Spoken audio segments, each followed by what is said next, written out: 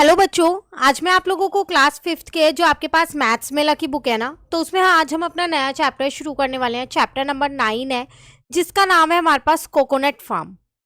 तो क्या इस चैप्टर में हम सीखने वाले हैं? मेनली इस चैप्टर में हम डिवीजन से रिलेटेड चीज़ें सीखने वाले हैं कि डिवीजन फैक्ट क्या होता है, डिवीजन के अंदर कौन कौन सी टर्म्स यूज होती है, जैसे डिविडेंड, डिवाइजर, कोशेंट, रिमाइंडर, ये सारी चीज़ें और भी काफ़ी कुछ नया इस चैप्टर के अंदर हम सीखने वाले हैं। तो चलिए स्टार्ट करते हैं। यहाँ पर आपसे क्या कह रहा है, the following array of coconut, write two division fact using the given multiplication fact. आपको यहाँ पर ये पूरा कोकोनट एरर दे रखा है।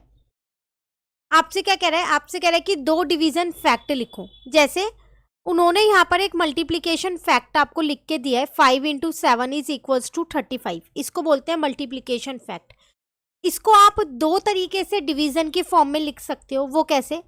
35 को 7 से डिवाइड कर दो एक बारी, ये एक डिवीजन फैक्ट हो जाएगा। आंसर 5 आएगा क्योंकि 7 की टेबल में 37 5 पे आता है। एक बारी 35 को 5 से डिवाइड कर दो,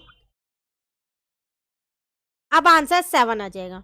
तो इनको बोलते हैं हम डिवीजन फैक्ट। तो आप यहाँ देख रहे हो, जो ये मल्टीप्लिकेशन फैक्ट है ये कैसे निकाला गया।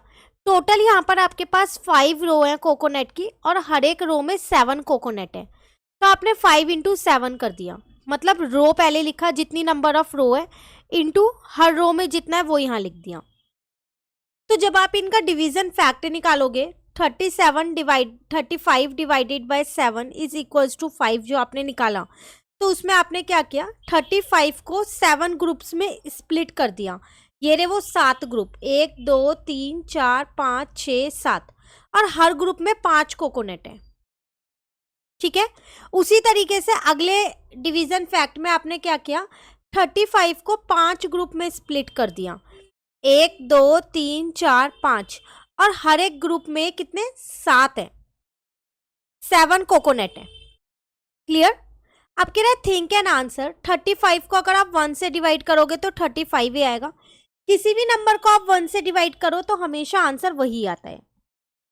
तो यहाँ आपको डिवीजन फैक्ट बता दिया गया। ये आपका हो गया मल्टीप्लिकेशन फैक्ट, और ये दोनों हो गए आपके डिवीजन फैक्ट, जिसमें जिसको अंदर डिवाइड करते टाइम यहाँ पर रखते हैं इधर, ये होता है डिविडेंड, ये होता है डिवाइजर, और जो यहाँ सॉल्व करके आता है ये होता है कोशेंट। ये डिविडेंड होता है, ये डिवाइजर होता है, ये कोशेंट होता है। नीचे रिमाइंडर 0 आ गया तो 0 रिमाइंडर, 1 2 3 4 बच गया तो वो रिमाइंडर होता है। क्लियर है?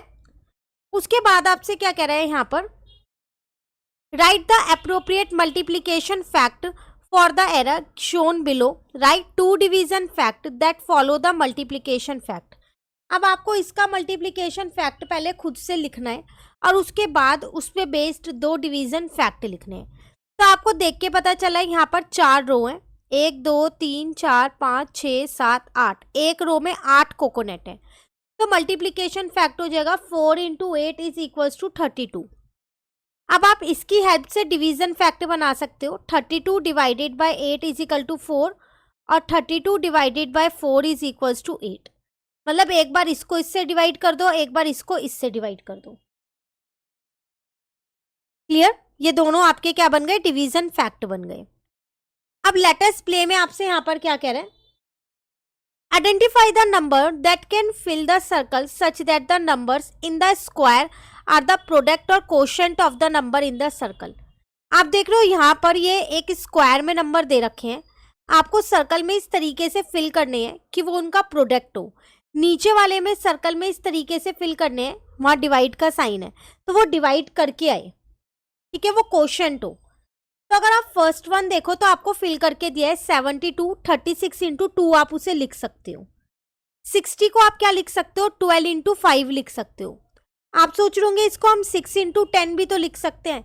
बिल्कुल लिख सकते हैं, लेकिन 6 और 10 जो है ये दोनों ही हमारे कंपोजिट नंबर है। हम कोशिश करते हैं जब भी हम स्प्लिट करें तो प्राइम नंबर में आए। अब आप सोच रहे होंगे ये प्राइम नंबर क्या होता है ना? तो एक ही मिनट लगेगा, इसको समझ लेते हैं। प्राइम नंबर वो नंबर होते हैं जो सिर्फ अपनी टेबल में आते हैं और किसी की टेबल में नहीं आते। 1 की टेबल में आ सकते हैं क्योंकि 1 की में सारे नंबर आते हैं। तो 5 जो है वो सिर्फ अपनी में आता है, 2 जो है वो अपनी में आता है, पर 12 तो औरों की में भी आता है। अब आगे और ट्री बनाना नहीं है ना, अगर और बनाना होता तो हम 12 को भी स्प्लिट कर देते। ठीक है। सेम मैंने 48 को स्प्लिट किया 2 इंटू 24 में।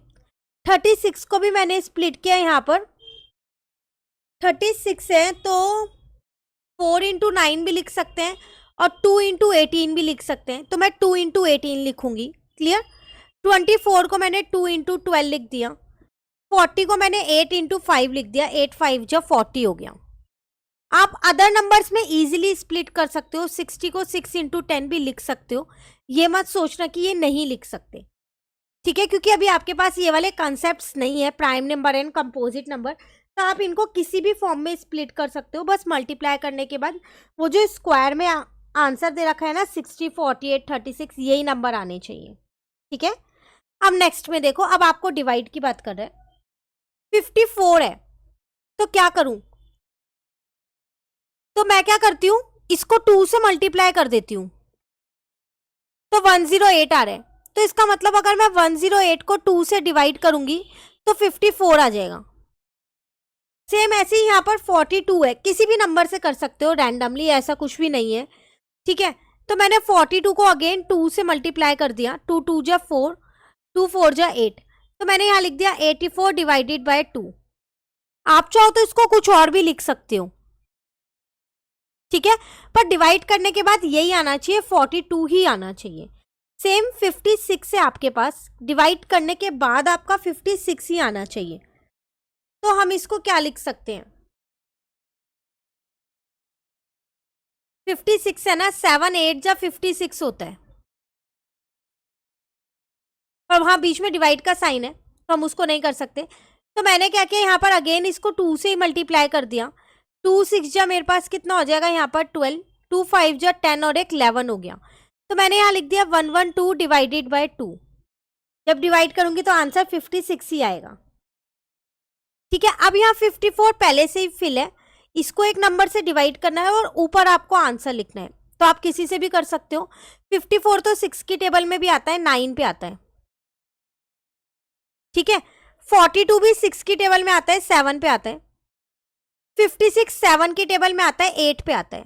आप चाहो तो 8 नीचे 7 ऊपर, ऊपर नीचे कर सकते हो, बस ये ध्यान रखना जब आप डिवाइड करो तो वही आंसर आना चाहिए जो यहाँ बॉक्स में लिखा है आपने। क्लियर।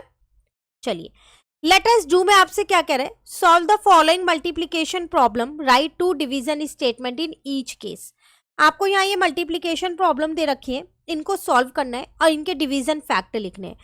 जैसे 30 इंटू 30 900 हो जाएगा, तो इसका डिवीजन फैक्ट आप एक बार इससे डिवाइड करके एक बार इससे डिवाइड करके लिखोगे।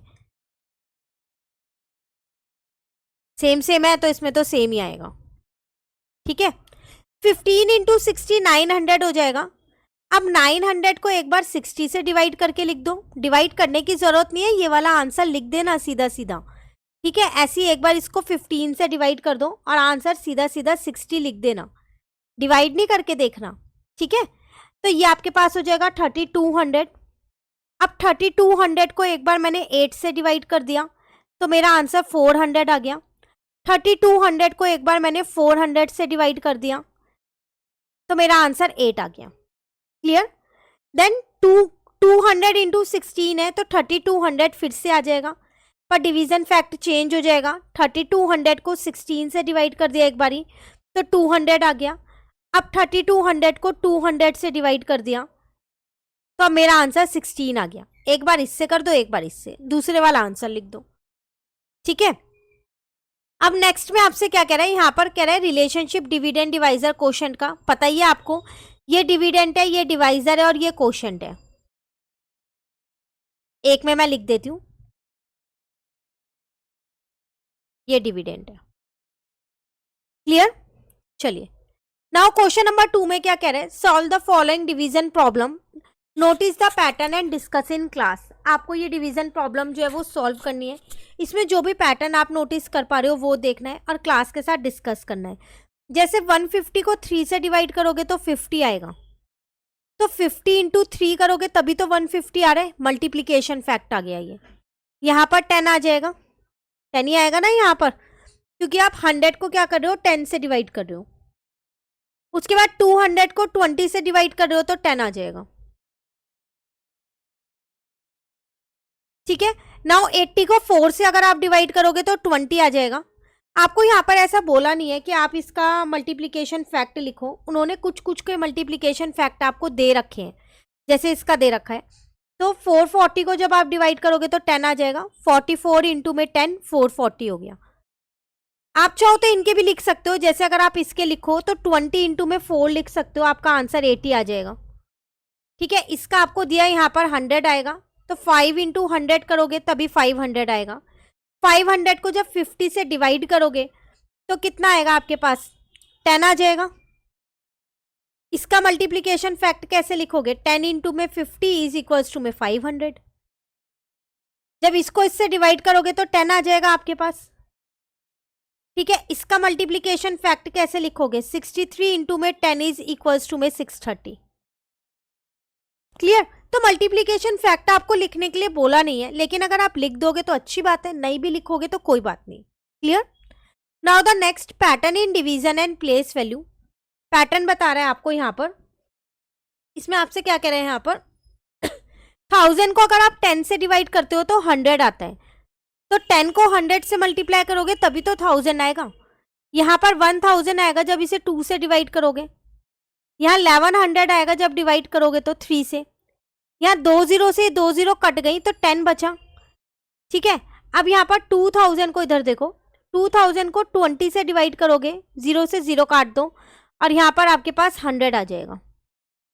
सेम ऐसे 3300 को अब आप क्या करोगे, 300 से करोगे, 2 0 से 2 0 कट गई, यहाँ पर 11 आ जाएगा।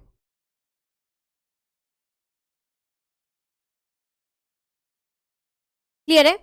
देन 1600 को आपको 4 से डिवाइड करना है, आप चाहो तो इसको ऐसे भी डिवाइड कर सकते हो।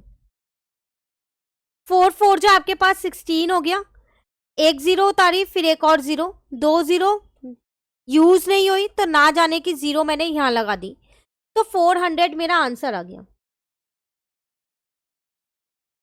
ठीक है, 3700 को 37 से करोगे तो 100 ही आएगा, 0 से 0 कट गया तो यहाँ 100 आ गया। 4000 को 40 से किया तो। Clear. Now fill the place value chart. अब इस प्लेस वैल्यू चार्ट को आपको फिल करना है।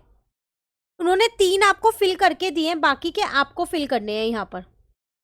तो देखो 700 को 10 से डिवाइड करोगे तो कितना आएगा, 0 से 0 काट दो, 7 की टेबल में 70 10 पे आता है, 2 0 से 2 0 काट दी, 14 बचा, वो मैंने यहाँ लिख दिया।